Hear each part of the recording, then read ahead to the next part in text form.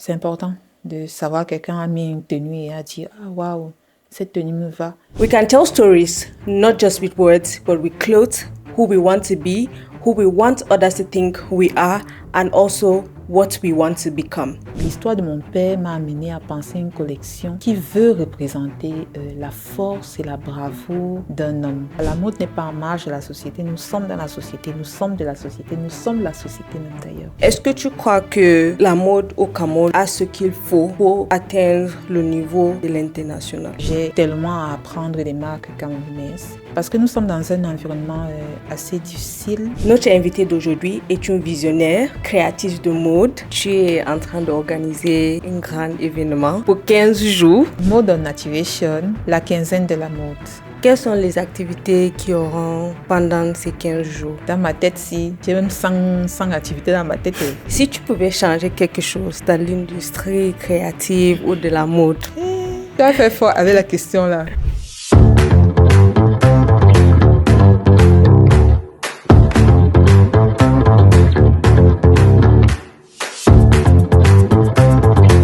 What's up people? Quoi de neuf? Welcome to another episode of the show.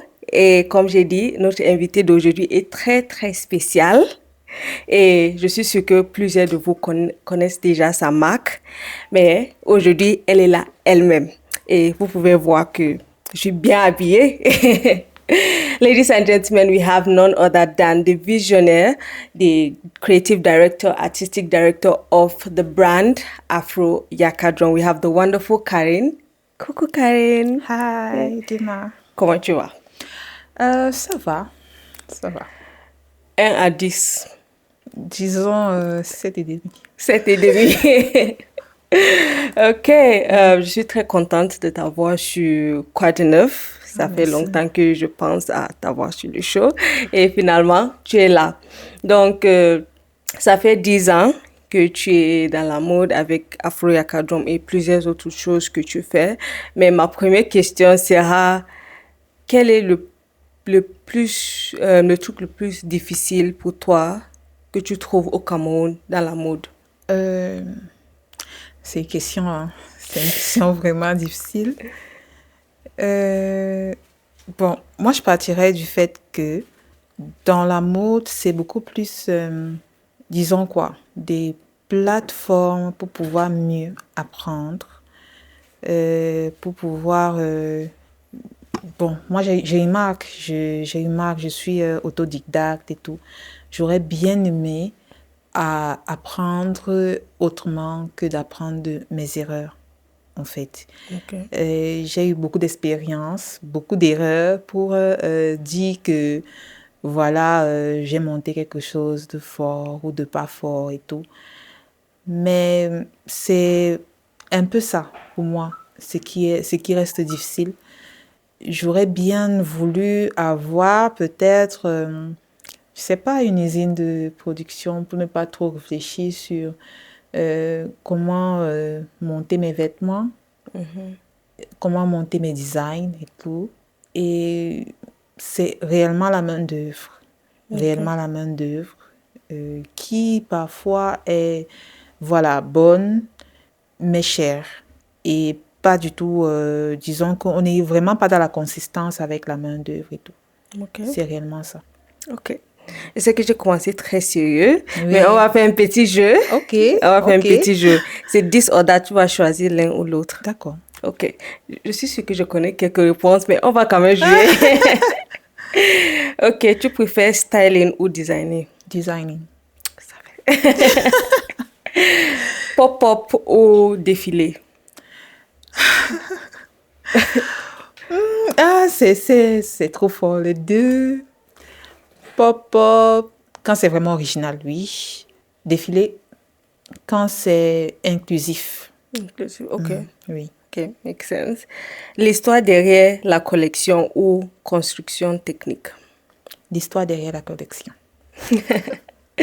Construire une communauté locale fidèle ou atteindre une reconnaissance internationale? En construisant une communauté locale fidèle, oui, je pense que c'est facile d'atteindre la reconnaissance internationale. D'accord. Marque, tu préfères porter une marque camerounaise ou une marque internationale? La question là, donc, la question là, on connaît déjà. Moi, je connais pas en fait, je connais beaucoup de marques internationales. Je peux porter facilement une marque africaine, mais je préfère largement porter une marque locale. Ok.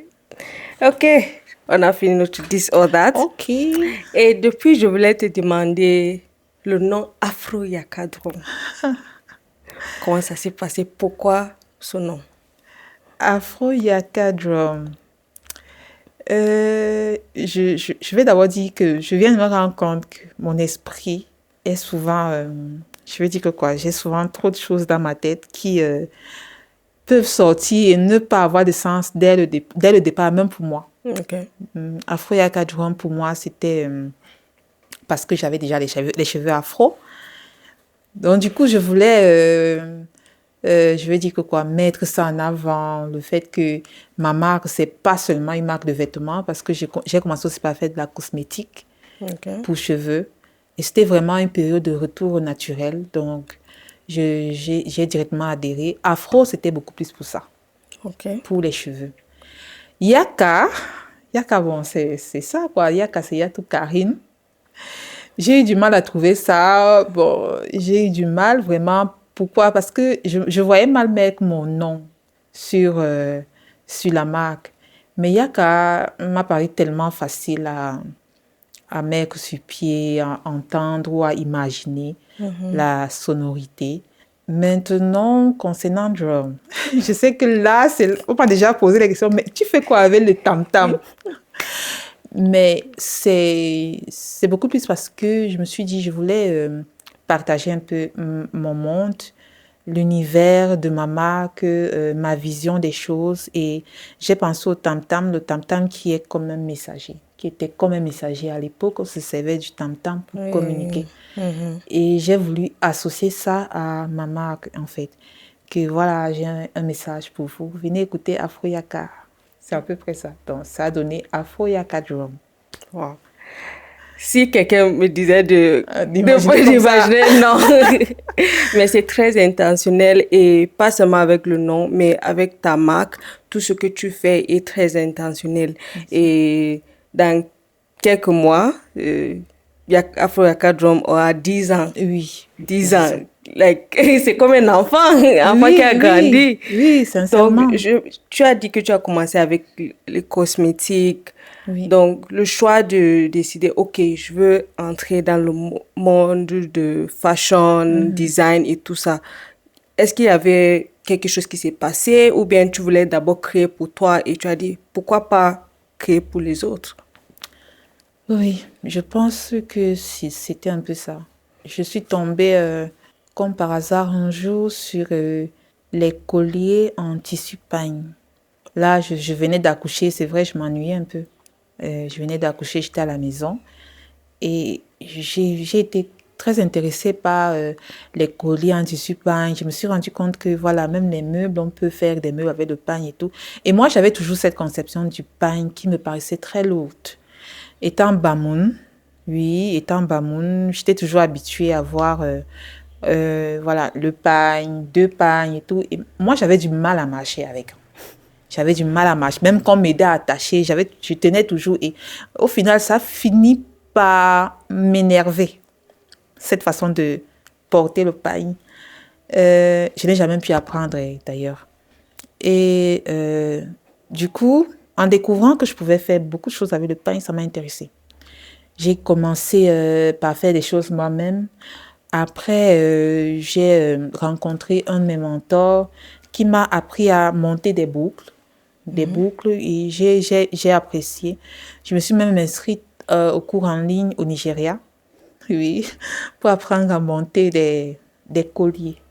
C'était vraiment intéressant. Et puis un jour, j'ai porté, je suis arrivée à l'église, j'ai une amie qui m'a dit, ah, j'aime ça, s'il te plaît, tu peux faire le mien. Et j'étais tellement surprise parce que voilà, je suis pas quelqu'un de tellement doué des mains et tout. Mais la personne trouvait ça magnifique. Elle a commandé. Et puis, c'était une, deux personnes. Et après, je me suis dit, pourquoi pas? Pourquoi pas? Je me suis lancée dans la préparation je vais dire, d'une exposition. C'était aux Cascades du Fundi. Et de là, il y a eu un monde fou. Je dirais que de 14 heures à 17 heures, tout ce que j'avais préparé était parti. Tout. Et j'ai vraiment choisi de faire dans la mode à partir de cet instant-là. C'était vraiment ça. C'est vrai aussi que je m'étais inscrite dans un, je vais dire quoi, dans un centre de formation d'esthétique. Ok. Mais je voulais plus la cosmétique. Arrivé là-bas, je me suis rendu compte que ça n'allait pas avec ce que je voulais. J'ai arrêté. J'ai dit que, non, gars, l'affaire, c'est ma passion m'amène plutôt de ce côté. J'ai aimé le pagne, j'ai aimé le tissu pagne, j'ai aimé les couleurs, les motifs que ça renvoyait, je me suis lancée. Ok. Donc, quelle est la sensation la plus importante que tu souhaites quelqu'un qui porte Afro-Yaka Drum sent? Oui, c'est de savoir que ça lui correspond. C'est important de savoir quelqu'un a mis une tenue et a dit « Ah, waouh, cette tenue me va. Tu as fait un bon choix de tissu. J'aime tes choix de tissu. » Ou alors « J'aime la façon dont tu nous habilles. Tu nous rends à l'aise dans nos tenues, dans tes tenues. » Et pour moi, c'est réellement important. Important d'avoir ce retour. Parfois, quand il essaye ma tenue, je regarde ses yeux comme ça. Je peux voir Et puis, c'est toujours des lumières. Parfois pas. Quand ce n'est pas des lumières, j'essaye d'arranger toujours. Mais j'aime les lumières que renvoient les yeux des autres quand ils portent mes tenues. Quelle est la lumière que tu vois? Je vois beaucoup de fierté. Et Ok. pour moi, c'est intéressant. Ok. Donc, ce qui m'intéresse le plus avec ta marque, c'est que tout le monde peut acheter la paille et coudre, mais pour toi, est plus intentionnel. Tout le monde peut porter ça. Oui. Une dame qui part au travail, quelqu'un qui aime la mode. Juste, tu crées pour tout le monde, en fait. It's like you create for everybody. Et pour moi, c'est un truc qui est rare. Dans les marques, c'est très rare. Donc, pour moi, je vais dire du courage et j'adore ce que tu fais. J'adore vraiment. Donc, Afro-Yaka Drum, comme on s'est déjà dit que ça fait plus que 10 ans et il y a d'autres marques au Cameroun de la mode. Est-ce que tu crois que la mode au Cameroun, le fashion au Cameroun a ce qu'il faut pour atteindre le niveau de l'international? Oui. Ok. Moi, je crois. Franchement, j'ai souvent tendance à dire que j'ai tellement à apprendre des marques camerounaises parce que nous sommes dans un environnement assez difficile, je vais dire, pour la culture, pour la mode. Mais il y a des marques qui se créent un environnement. Pour moi, c'est quelque chose d'impressionnant.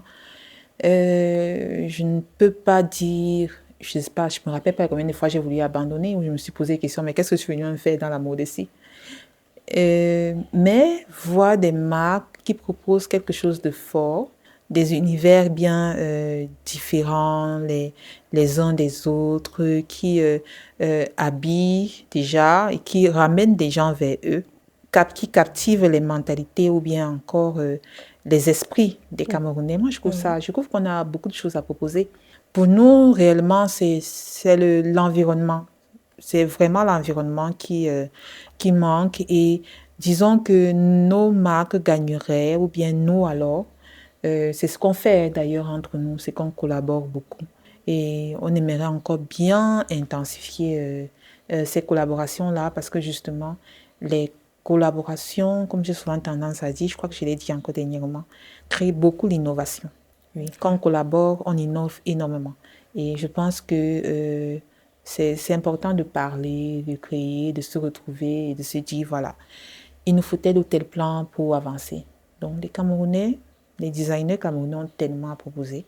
Et je trouve que oui, nous pouvons à l'international. Ok. En parlant des designers, tu es en train d'organiser un grand événement, si je peux dire, pour 15 jours. Oui. Donc, tu peux nous parler de l'événement, comment l'idée est venue et... oui. Ok. C'est Modern Activation, Modern Activation. la quinzaine de la mode. C'est un événement qui a été pensé, disons, par la direction de l'hôtel Yoga Palace et moi. Oui, parce qu'on a voulu d'un événement où la mode sera mise en avant. Mise en avant, pas juste des expositions, mais quelque chose où on s'exprime et on parle. Et voilà, l'idée de cet événement est donc venue de là. Et du coup, nous avons essayé de mûrir au plus cette idée et d'aller à fond. Maintenant, voici Modern Activation. Et on espère que voilà, ce sera quelque chose de particulier. Est-ce que je suis sûre que tu as tes attentes Oh, de beaucoup. Modern. Et qui? Quelles sont tes attentes? Ah, en fait, pour un événement comme ça, j'aimerais avoir beaucoup de curieux. Que les gens viennent s'intéresser à ce que nous on fait.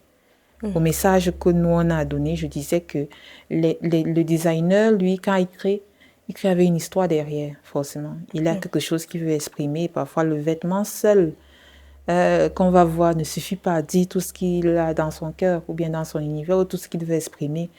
Et ce serait bien que nous, on vient, que les gens viennent pour découvrir les différentes, ou bien les différents univers des différents designers qui seront sur la quinzaine et apprendre aussi.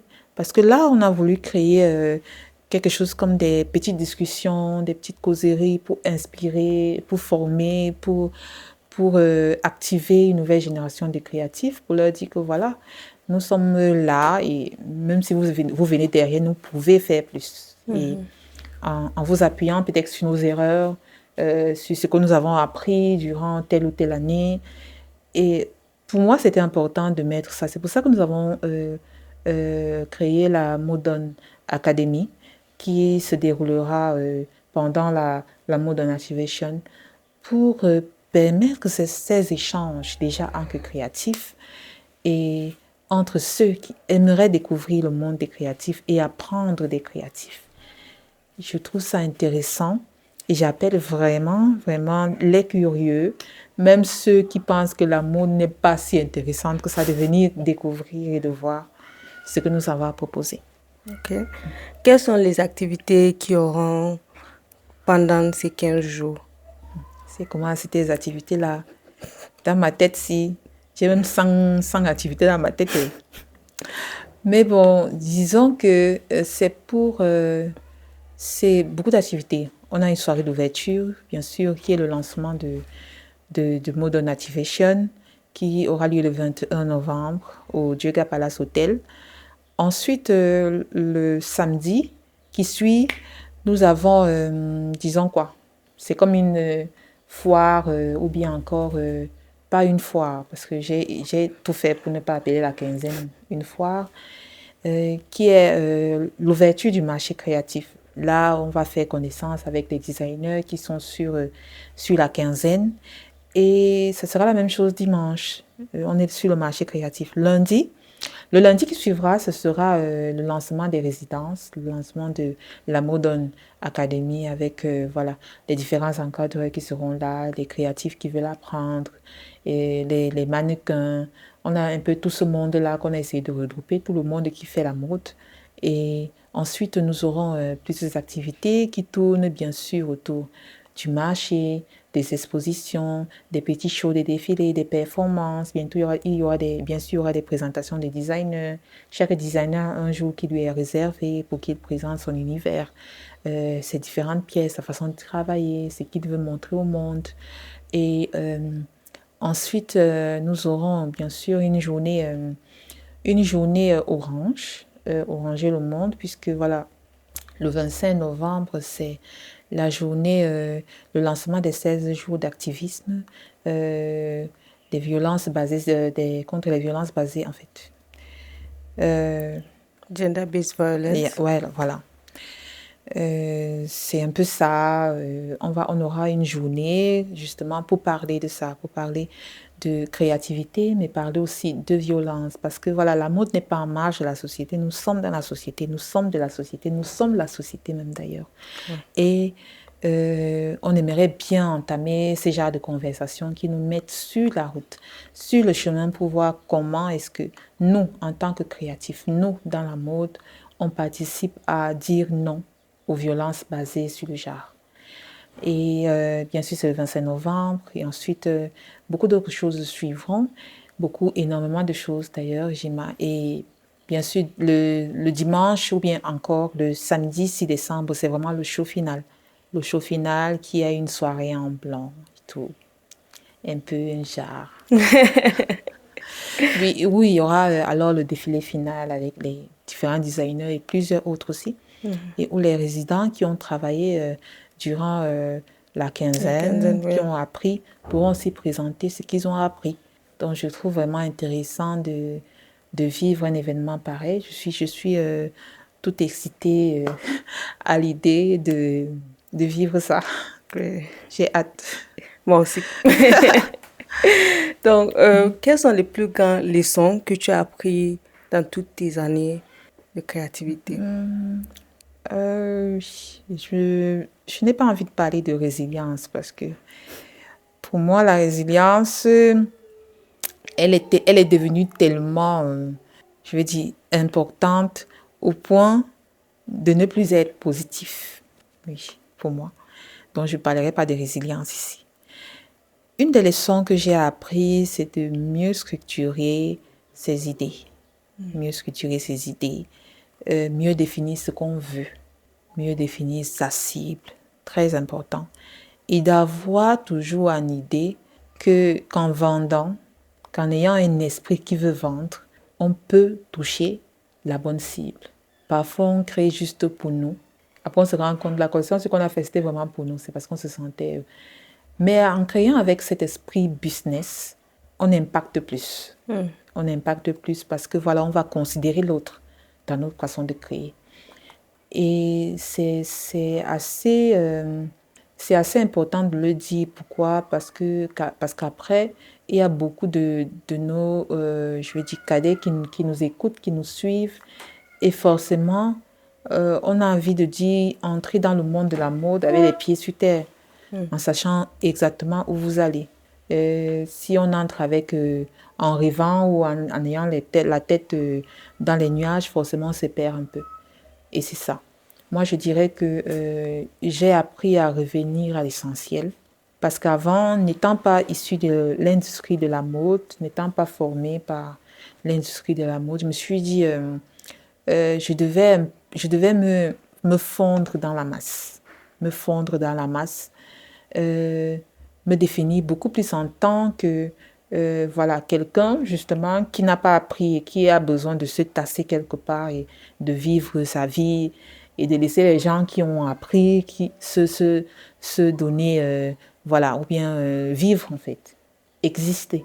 Disons que c'est ça que j'ai dû changer. J'ai vraiment dû apprendre à me reprendre en main, à reprendre mon univers en main et à comprendre que moi aussi j'avais ma place. Une grande confiance en soi est très importante quand on démarre une marque de vêtements parce qu'on ne va pas vendre tous les jours. Il y aura des collections qui ne vont pas passer forcément et ça peut nous décourager. On peut se dire mais qu'est-ce qu'on fout là? Peut-être on doit laisser passer à autre chose. C'est de tenir et d'avoir vraiment confiance en soi, d'avoir confiance en l'univers qu'on veut partager. La qualité de notre mindset est très importante. Ok. Tu as parlé de quelque chose qui est très important. Oui. Parfois, ou la plupart du temps, il y a les créatifs qui sont créatifs, mais ils n'ont pas le mindset business. Oui. Ils sont très focus sur le « oh, je dois créer, je dois créer, Je connais ça, créer. » plus moi-même, je suis comme ça. Je connais ça, plus moi-même, je suis comme ça. Oui, c'est vrai. Moi, si je n'avais pas des gens autour de moi, je pense que je serais toujours peut-être, je serais toujours butée à ce type de problème. Ce qui me plaît, c'est que autour de moi, il y a des gens qui me rappellent, n'oublie pas pourquoi tu as créé une marque. C'est vrai que tu vas amener les gens à croire, à faire ceci. Mais si les gens ne trouvent pas ton idée intéressante, de façon, je vais dire quoi, si je ne trouve pas un intérêt particulier à porter ta tenue, je ne pense pas. Et du coup, quand tu penses business, tu penses à tout ça. Tu penses à tout ça, tu redescends sur terre et tu te dis, voilà, pour continuer à être créative, pour continuer à être libre d'esprit, je dois pouvoir vendre. C'est très important. Oui, c'est vraiment important. C'est ça, c'est notre liberté qui est en jeu. Pourquoi? Parce que du moment où tu cesses de vouloir vendre ou bien tu ne penses qu'à vendre, tu cesses d'être créatif. Mais quand tu sais que tu as besoin de vendre pour rester créatif, là, voilà, ta façon de penser. Je sais que ça fait un peu bizarre, c'est trop philosophique. On a souvent tendance à dire que Karine, tu es trop philosophique, je sais. Mais c'est important pour continuer à rester créatif, à être libre dans nos esprits. Il faut qu'on trouve un moyen de propulser la vente, c'est-à-dire de capturer, de savoir qu'on a pu lire ce dont notre cible a besoin et on a pu leur donner ce dont ils ont besoin. Okay. Donc, si tu pouvais changer quelque chose dans l'industrie créative ou de la mode, qu'est-ce que tu vas faire? Tu as fait fort avec la question là. Qu'est-ce que je vais créer si je pouvais changer quelque chose? Est-ce que je ne sais pas. Si aujourd'hui tu es le ministre de la créativité ou de la mode du Cameroun, oui. Quelle est la première chose que tu vas faire? Qu'est-ce que je vais faire? Non, je vais pas dire que je vais interdire les quoi, on appelle ça quoi? La friperie, non, ça ne sera pas mon idée parce que je trouve que tout le monde doit être libre de ses choix. Dans l'industrie, je dirais que j'établirais une bonne, je veux dire que quoi? De la base, je parlerai de la base, de comment est fait un vêtement. Si on réussit à répondre à cette question, je pense qu'il y a beaucoup de choses, d'idées qu'on peut avoir sur comment révolutionner notre industrie. Qui on doit habiller? Nous avons une très grande population. Comment les captiver? Comment les intéresser? Et comment faire à ce que, justement, en voulant répondre à la question comment les intéresser, on va parler peut-être des normes de production d'un vêtement. Du coup, je penserais vraiment à établir une industrie de production qui soit assez forte et assez normée pour représenter les marques camerounaises. Mais c'est vrai que ça, c'est petit, c'est un peu. C'est juste un peu. Je vais d'abord devenir dictatrice, ministre, pardon. Je vais d'abord dicter tout, dictat grave. Donc, s'il y a un jeune créateur ou créatrice qui vous regarde aujourd'hui, quel est le conseil que tu pourras lui donner avant de se lancer? Avoir confiance en sa vision. Avoir confiance en sa vision et construire sa vision. Forcément, nous sommes dans les réseaux sociaux avec des informations qui courent. Le temps, je veux dire que le temps n'est plus arrêté en fait. C'est rapide. On passe de l'algorithme qui veut ceci à ceci. Par exemple, je me dis sur Instagram, l'algorithme veut que tu partages ici et tout. Donc, on peut se noyer dans ça. On peut se noyer dans les demandes des autres, la demande de la société et oublier son intérieur. Oublier que être créatif, c'est avoir son mot à dire sur ce qu'on veut faire, sur la société et pouvoir transformer, ne serait-ce qu'en une seule phrase, avec une seule phrase, le quotidien de quelqu'un à côté de nous. Je dirais de vraiment avoir confiance en son monde et de ne pas se laisser intimider par les fluctuations extérieures, tout ça. On peut apprendre des autres et tout, mais garder son essence, c'est essentiel. Garder son essence, c'est essentiel. Très essentiel. Oui. Donc, tu as fait sortir plusieurs collections.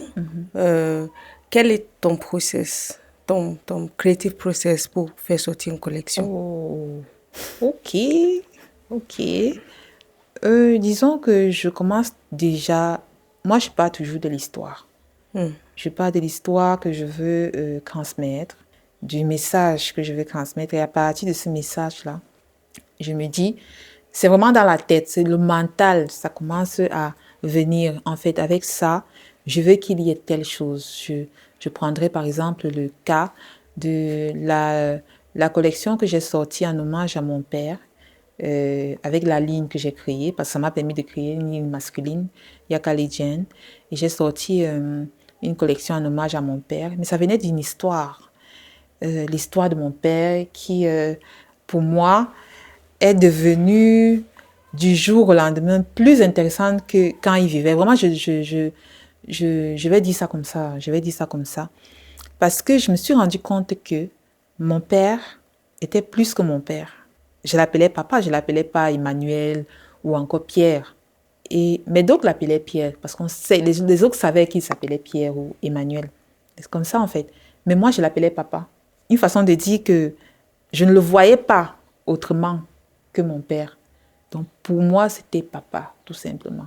Et j'ai appris à le connaître comme papa.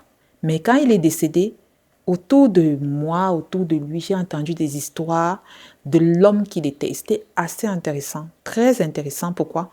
Parce que j'ai causé avec des mamans, des papas, parce que oui, il était dans l'armée, il s'occupait des anciens combattants et tout, qui parlaient d'un monsieur qui faisait des dossiers pour des veuves, des orphelins, gratuitement. Et ils avaient été impactés par cette façon de faire-là. Et moi, je n'avais pas vu ça. Je voyais mon père faire je disais que papa a trouvé ses activités de retraite. Papa aime ça, mais ça impactait des vies. Moi, je dirais que ça part toujours de l'histoire. Et l'histoire de mon père m'a amené à penser une collection qui veut représenter la force et la bravoure d'un homme. Pour moi, c'est essentiel de partir de l'histoire. Ensuite, on va tomber bien sûr sur la matérialisation de ce que ça veut exprimer. Je partirai sur des croquis. Sur des croquis, bien sûr. Je continue avec des croquis. Ensuite, je ferai une recherche matière pour savoir, oui, avec quoi, avec quelle couleur je vais travailler et tout.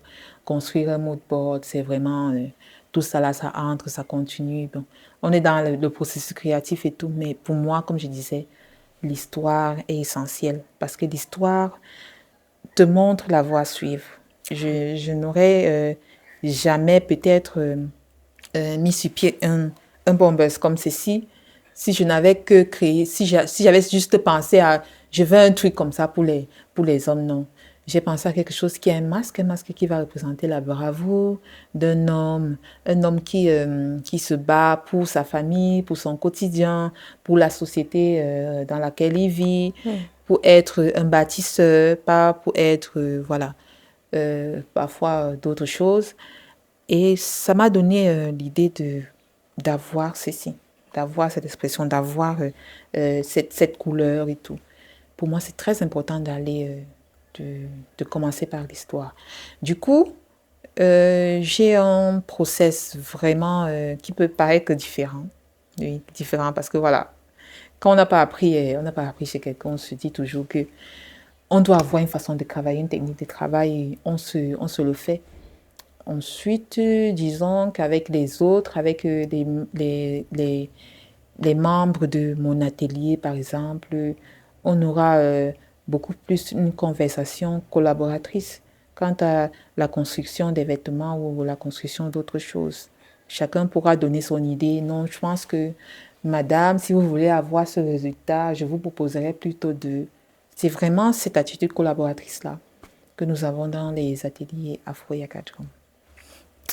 Est-ce que tu cherches encore un autre employé? Oui, toujours, toujours, ça okay. Ne manque pas. Mon CV dans ton DM. Je reçois. Bon, de toutes les conversations qu'on a eues, comme j'ai dit, tu as un parcours très intentionnel et même avec tes collections et même la conversation qu'on venait d'avoir, c'est très intentionnel. Et pour moi, je trouve que dans tout ce qu'on fait, le plus important, c'est l'intentionnalité et c'est ce que tu as. Et j'ai hâte aussi pour l'événement qui se passe cette semaine, qui commence cette semaine, parce que j'ai beaucoup d'espoir. Et moi aussi, je crois que le Cameroun a trop de potentiel, et c'est le monde qui nous attend, en fait. C'est le monde qui nous attend pour nous montrer Montre-nous ce que vous avez. Et j'espère qu'avec la quinzaine, on pourra faire quelque chose de wow. Quelque chose, pas seulement pour le wow, mais aussi pour impacter les gens qui vont venir, les gens qui ne savent rien sur la mode, les gens qui croient que la mode, c'est quoi? Moi, je m'habille, je sors le matin. Donc, pour moi, c'est quelque chose que j'espère qu'on pourra faire. Mais avant de clôturer, si tu pouvais écrire une lettre à Jaune Karine qui ne savait pas qu'elle sera assise ici aujourd'hui, qu'elle sera la creative director de Afro Yaka Drum, de FAMAP, de tout ce que tu fais, tu vas écrire la lettre comment? Gemma, avec ces questions la question si Gemma, on fait comment avec ça? Tu écris la lettre. Attends, je commence. Chère Karine. Yes. Virgule. Chère Karine. Seigneur. Chère Karine, n'arrête pas d'apprendre. Suis tes idées et ton instinct reste forte et n'arrête pas de croire en tes rêves. Oui, je dirais que c'est beaucoup plus ça. Et surtout, cherche à beaucoup manger pour avoir un peu le poids. Ouais, peut-être. Ok. C'était une très beau lettre. Très beau. Well done. Bon, on est venu à la fin, mais c'est pas la fin parce que c'est juste le début. Il y a l'événement qui va commencer le 21 novembre. Et j'espère que vous serez là-bas parce que moi, j'y serai. Et Karine aussi, et il faut venir pour découvrir les designers, les autres créateurs, avoir des conversations, même pour network, il y aura des personnes pour venir. Il faut venir très stylé parce que je serai là-bas. C'est essentiel. C'est très essentiel. Ok, j'ai passé un très bon moment. Et Moi toi, aussi. je dois demander. Moi, oh là là, j'ai adoré. J'ai adoré. C'est-à-dire que c'est pour rester toute la journée, on causait comme ça. Ok, on continue. Okay, guys, you've heard from the wonderful Karine. We've had a good show. And this Friday, the 21st of November, make sure you pull up to Joga Palace. There's going to be 15 days of fashion, of discovery, of networking, of just having a good time and bringing together everyone in the creative industry, which is something that is necessary for all of us to have. I mean, it's the end of the year. Come and have fun. Come stylish, come fashionable, come and have a great time.